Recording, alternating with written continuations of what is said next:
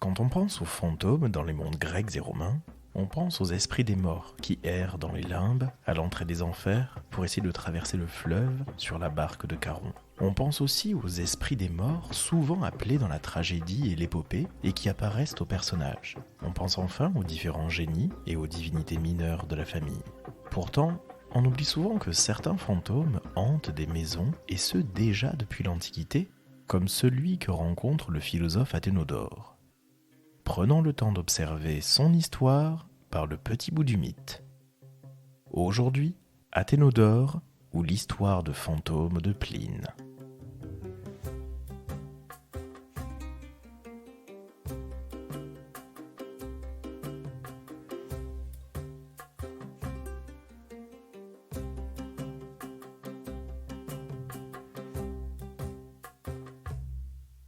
La mort et l'au-delà sont des sources de sujets proprement intarissables au fil des millénaires. On ne compte plus le nombre de héros ou de dieux descendus aux enfers, remontés à la surface, seuls ou accompagnés.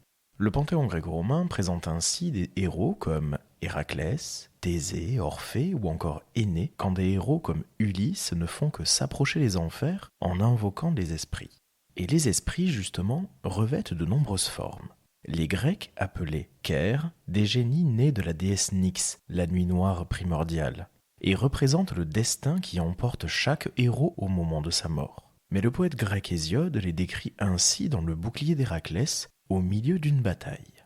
Parmi les hommes, les vieux, déjà la proie de l'âge, étaient tous réunis hors des murs et tendaient les bras vers les dieux bienheureux, tremblants pour leurs enfants. Ceux-ci s'acharnaient au combat et, sur leurs pas, les Kers, couleur d'azur sombre, faisant claquer leurs dents blanches, affreuses, terrifiantes, sanglantes, effroyables, s'empressaient à l'envi autour de ceux qui tombaient. Toutes, avides, voulaient humer le sang noir. Le premier qu'elles saisissaient, soit à terre, soit en train de tomber blessé, elles l'enveloppaient, abattant sur lui leurs immenses ongles, et son âme aussitôt descendait dans l'Hadès, dans le Tartare glacé. Puis, quand leur cœur s'était tous en dessous repu de sang humain, elles rejetaient le cadavre et retournaient exercer leur fureur dans le fracas de la mêlée. Toutes venaient d'entrer en une âpre bataille autour d'un guerrier. Furieuses, elles se lançaient des regards terribles et s'étaient mises à jouer, toutes également, de leurs mains et de leurs ongles hardis. Sur le bord du fleuve des enfers que traverse Charon, le Styx ou l'Achéron selon les versions, les âmes des humains n'ayant pas eu de sépulture décente, notamment avec le droit de passage d'une obole, restent 100 ans dans les limbes, cette zone marécageuse où les plaintes se font entendre. Le poète comique Aristophane les détourne en grenouilles, dans sa comédie du même nom, face au dieu Dionysos. Voici une partie du chant du cœur des grenouilles. Brekekekex coax coax, brekekekex coax coax, humide fille des fontaines, vococoax coacalison, flûtis suave, harmonieux, les clameurs de notre critique que dans le quartier du Marais, au pardon des saintes marmites, nous modulons pour faire honneur à Dionysos, dieu nisiaque, quand, ivrognante et festivante, vient déferler sur notre fief la foule humaine. Brekekekex coax coax.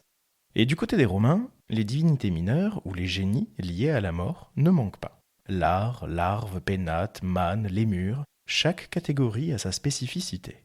Les Lars sont des génies de la famille d'origine étrusque, que les Romains appelaient aussi genii loci, des génies du lieu. Elles sont propres à chaque famille et ont un petit temple intérieur dans la plupart des habitations, le laraire, lararium en latin. Ces génies sont associés aux pénates, qui sont en charge du foyer, et qui ont un lien avec le garde-manger. Ces pénates recouvrent aussi la réalité des statues emportées par Énée depuis Troie jusqu'en Italie actuelle, afin de protéger la ville qu'il fondera, et de donner une certaine continuité à la ville de Troie. Les mânes sont les esprits bienveillants des personnes ayant eu une sépulture dans les règles de l'art. Elles appartiennent aux dii inferi, les dieux d'en bas, et sont des divinités chtoniennes, c'est-à-dire des divinités du sol. Et elles sont parfois appelées les dii parentes, c'est-à-dire les dieux parents. On retrouve les dédicaces DM, donc dis manibus, aux dieux mânes, sur de nombreuses stèles funéraires. On comprend donc à quel point les mânes étaient importants. Les larves sont à l'inverse les esprits malfaisants des personnes qui n'ont pas reçu de sépulture et qui sont donc condamnées à errer dans le monde tout en tourmentant les humains. Il pouvait s'agir de criminels. Enfin, les lémures, les spectres des âmes ne trouvant pas le repos à cause de leur mort violente ou du manque de sépultures décentes. Il fallait apaiser les lémures en leur offrant des fèves noires et puis les faire fuir en frappant des vases d'airain, selon Ovide. Mais reprenons nos esprits et arrivons au cœur de notre sujet avec un lémur ou une larve ancrée dans le monde réel. Une histoire de fantôme qui semble troubler Pline le Jeune, un auteur du 1er et du 2e siècle de notre ère, célèbre pour sa correspondance très fournie et surtout pour avoir raconté dans quelques lettres l'éruption du Vésuve en 79, ainsi que la mort de son oncle Pline l'Ancien, bien trop curieux des merveilles de la nature. Pline le Jeune rédige donc une lettre adressée à son ami Sura, un sénateur romain dont le nom complet est Lucius Licinius Sura. Pline s'inquiète de plusieurs phénomènes étranges qui lui ont été rapportés. Et voici comment sa lettre débute. Caius Pline à son cher Sura, salut. Nos loisirs nous donnent à moi la liberté d'apprendre, à vous celle d'enseigner. En conséquence, je voudrais de tout mon cœur savoir si vous croyez que les fantômes existent, ont une forme qui leur appartienne en propre et quelque puissance, ou bien si, étant sans consistance et sans réalité, ils ne reçoivent une apparence que de nos frayeurs. Pour ma part, je suis surtout amené à croire à leur existence par l'aventure que j'entends raconter de Curtius Rufus.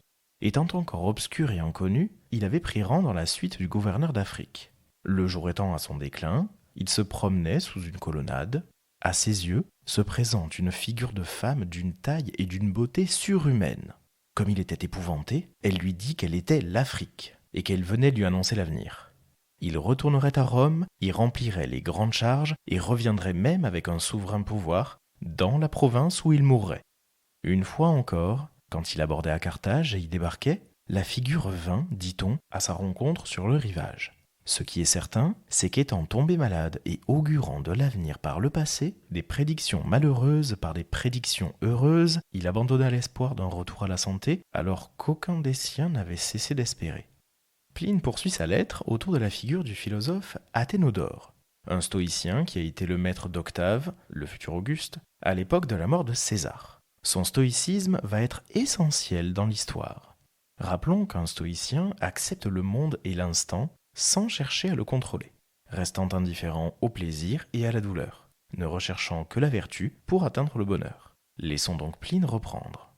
Et maintenant, n'est-ce pas chose plus épouvantable encore et non moins surprenante que cette autre aventure que je vais raconter comme elle me l'a été? Il y avait à Athènes une maison vaste et commode, mais malfamée et maudite. Pendant le silence de la nuit, un son métallique se faisait entendre. Prêtait-on l'oreille? Un bruit de chaîne résonnait au loin d'abord, puis plus près. Ensuite apparaissait un spectre. C'était un vieillard exténué de maigreur et en haillons, avec une grande barbe et des cheveux hérissés. Il portait aux pieds des entraves, aux mains des fers qui l'agitaient. Aussi, les habitants passaient-ils des nuits sinistres et affreuses, privés de sommeil par l'effroi. Cette absence de sommeil amenait une maladie, puis, la frayeur allant croissant, la mort. Car, même en plein jour, quand l'apparition n'était plus là, leurs yeux en étaient obsédés, et la crainte survivait au motif de crainte. En conséquence, la maison fut désertée, condamnée à l'abandon, et laissée tout entière aux fantômes. Elle était cependant affichée pour le cas où quelqu'un se trouverait à vouloir l'acheter ou la louer, dans l'ignorance d'une pareille tare. À Athènes vint le philosophe Athénodore. Il lut l'affiche, sut le prix, dont la modicité le mit en éveil. Il s'informe, apprend tout, en dépit de quoi, ou plutôt à cause de quoi, il la loue. À la tombée de la nuit, il se fait préparer un lit dans la partie antérieure de la maison, apporter de petites tablettes, un stylet, de la lumière. Il envoie tous ces gens au fond de la demeure, tandis que lui absorbe dans l'étude son attention, ses yeux, sa main, afin que l'imagination livrée à elle-même n'aille pas lui représenter des bruits de fantômes et de vaines craintes. D'abord, comme partout ailleurs, le silence nocturne. Puis, des coups sur le métal, un remuement de chaîne. Lui ne lève pas les yeux, ne lâche pas son stylet, mais s'obstine dans son attention et s'efforce de l'opposer aux perceptions de son oreille.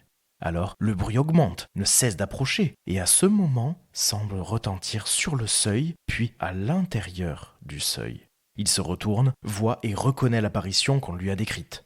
Elle était là, dressée et faisant signe du doigt comme quelqu'un qui appelle. Le philosophe à son tour lui donne à entendre d'un geste qu'elle attende un peu, et se penche de nouveau sur ses tablettes et son stylet. L'autre, au-dessus de sa tête, pendant qu'il écrivait, frappait ses fers.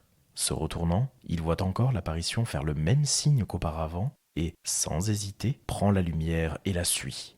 Elle marchait lentement, comme alourdie par ses chaînes. Après qu'elle eut tourné pour arriver à la cour de la maison, subitement évanouie, elle laisse seule son compagnon.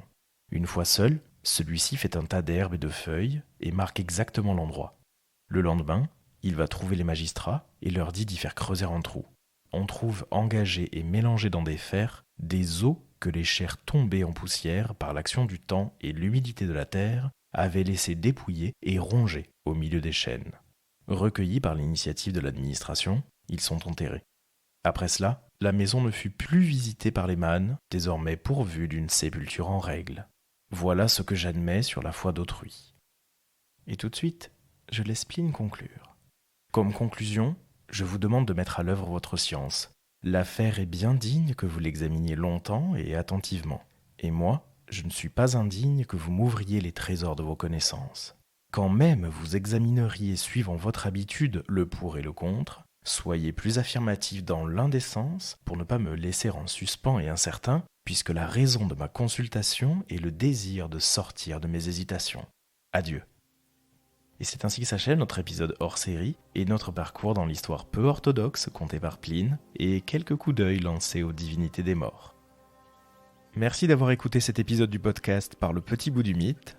N'hésitez pas à vous abonner à ce podcast sur votre plateforme de streaming préférée et à laisser 5 étoiles sur Apple Podcast et Spotify. Partagez cet épisode sur les réseaux sociaux pour que nous soyons toujours plus nombreux à faire vivre ces petites histoires de la mythologie. Vous pouvez prolonger l'aventure en lisant certains ouvrages qui ont été cités. Je vous mets la bibliographie en description et dans l'article du jour sur le site du podcast. Le tout accompagné d'un dossier documentaire. À bientôt pour un nouveau coup d'œil par le petit bout du mythe.